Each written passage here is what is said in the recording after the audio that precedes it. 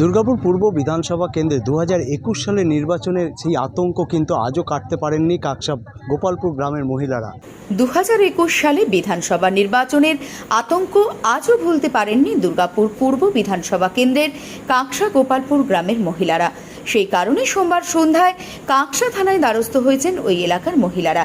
শুধুমাত্র বিজেপি করার অপরাধে 2021 সালে বিধানসভা নির্বাচনের ফল ঘোষণার পর তাদের উপর শারীরিক এবং মানসিক অত্যাচার শুরু করেন এলাকার তৃণমূল নেতারা।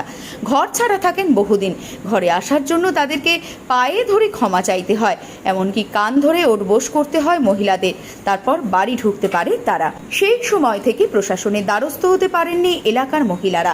2026 বিধানসভা নির্বাচনের আগেও একইভাবে হুমকির মুখে থাকতে হয় তাদের। ছিল একরাশ আতঙ্ক, কিন্তু বিধানসভা নির্বাচনে বিজেপি ক্ষমতায় আসার পর তাদের মনে শক্তি সঞ্চয় হয় এবং এখন সাহস করে কাকসা থানায় লিখিতভাবে অভিযোগ দায়ের করেন মহিলারা। তাদের দাবি, যারা তাদের উপর নির্মম অত্যাচার চালিয়েছে সেই তৃণমূল নেতা কর্মীদের অবিলম্বে গ্রেপ্তার করতে হবে। 2021 সাল থেকে আমাদের মহিলাদের উপরে যেভাবে অত্যাচার হচ্ছে বা অত্যাচার হয়ে চলেছিল, তার প্রতিবাদেই আমরা এই একটা কমপ্লেন দায়ের করতে এসেছি।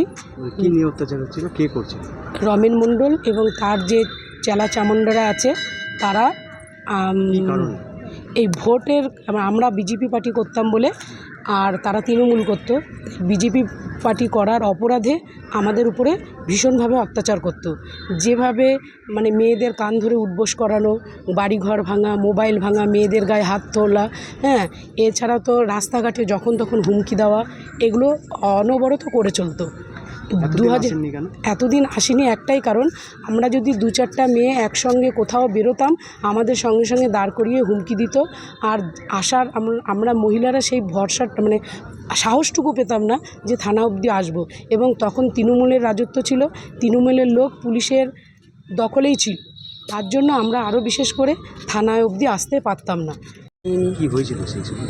তখন আমাকে ঘর থেকে বের করে টেনে নিয়ে এসে ওই রমেন মণ্ডল ছিল, জয়জিৎ ছিল, আরও অন্যান্য লোকেরা ছিল।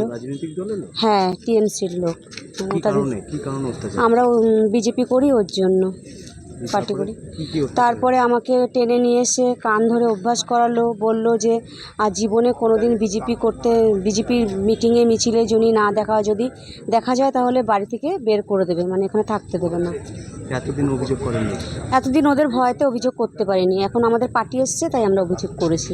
বিজেপি হেরে গেলাম আমরা, তখন আমাদের প্রচুর অত্যাচার হয়েছে, আমাদের মহিলাদের উপর প্রচুর অত্যাচার হয়েছে। আমরা ঘর থেকে আমাদের ঘর ছাড়া করে দিয়েছে তৃণমূল নেতা রমেন মণ্ডল, আমাদের গোপালপুর উত্তরপাড়ার। আমরা খুব অত্যাচারী হয়েছি, বাড়িতে এসেছি, ঘর ছাড়া ছিলাম। পরে বাড়িতে আসার পরে আমার প্রতি প্রচুর অত্যাচার হয়েছে। আমার ঘরে গিয়ে আমাকে মেরেছে, মোবাইল কেড়ে নিয়েছে, আমাকে গলা টিপে ধরেছে। আমার ছেলে, আমার দেওয়ালে পদ্মফুল লেখা ছিল সেটা মোচা করেছে। আমার ছেলেকে হুমকে দিয়েছে যে তোর উপরে উঠিয়ে দেবো। হ্যাঁ, আতঙ্ক তো অবশ্যই আমরা ছিলাম, তো আতঙ্কর ভিতরে আমরা লড়াই করে গেছি। এতদিন আসেনি কেন, ওদের আতঙ্ক, আমাদের মেয়েরা সব ভয় পেয়েছিল। আর আমরা যখন মানে মহিলারা এক জায়গায় হতাম, আমাদের হুমকি দেওয়া হতো। 2026 বিধানসভা নির্বাচনের ফল ঘোষণার পর যেহেতু বিজেপি ক্ষমতায় এসছে, অতএব তারা সেই শক্তিটা পেয়েছে। ওর জন্য আজকে আমরা দেখতে পাচ্ছি কাকসা থানায় গোপালপুর গ্রামের মহিলারা দ্বারস্থ হয়েছেন তারা ন্যায্য বিচারের দাবিতে। কারণ এই দীর্ঘ 21 সালের পর থেকে তারা প্রশাসনের দ্বারস্থ হতে পারেনি, কারণ তাদেরকে ভয়ের মধ্যে রাখা হয়েছিল। শারীরিক মানসিকভাবে বিভিন্নভাবে অত্যাচার চালানো হয়েছিল এই সকল মহিলাদের। আজকে তারা ক্ষমতায় আসার পরেই তারা কিন্তু লিখিতভাবে কাকসা থানায় অভিযোগ জানিয়েছেন, যারা সেই সময় থেকে তাদের উপরে অত্যাচার করেছিলেন যেই সকল তৃণমূল নেতারা, তাদের অবিলম্বে যেন তাদেরকে শাস্তির ব্যবস্থা করা হয়, সেই দাবি নিয়েই কিন্তু লিখিতভাবে কাকসা থানায় অভিযোগ দায়ের করেন গোপালপুর গ্রামের মহিলারা।